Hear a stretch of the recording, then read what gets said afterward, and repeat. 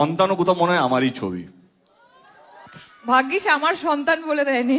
দীর্ঘ প্রায় এক দশক পর টলিউডের আলোচিত জুটি দেব ও শুভশ্রী আবার একসঙ্গে।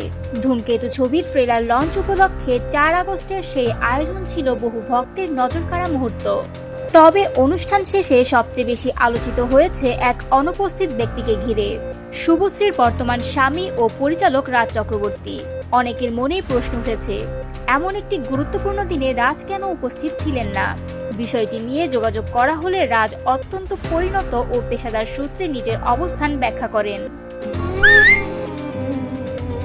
চালিয়ে যাও। রাজ বলেন, আমি এই ছবির সঙ্গে সরাসরি যুক্ত নই। এটা তো আমার বিয়ে নয় যে আমার থাকা দরকার। আমি তৃতীয় পক্ষ। আমার দিনটিতে একাধিক মিটিং ও কাজ ছিল, তাই যাওয়া সম্ভব হয়নি।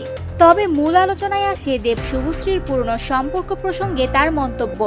রাজ বলেন, দেবের প্রাক্তন এখন আমার স্ত্রী। প্রত্যেক মানুষেরই অতীত থাকে, সেটা নিয়ে কথা বলাটা কোনো অপরাধ নয়, বরং খুবই স্বাভাবিক।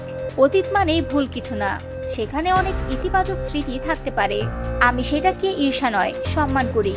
রাজ আরও যোগ করেন, ধূমকেতুর মুক্তি এই মুহূর্তে সবচেয়ে গুরুত্বপূর্ণ।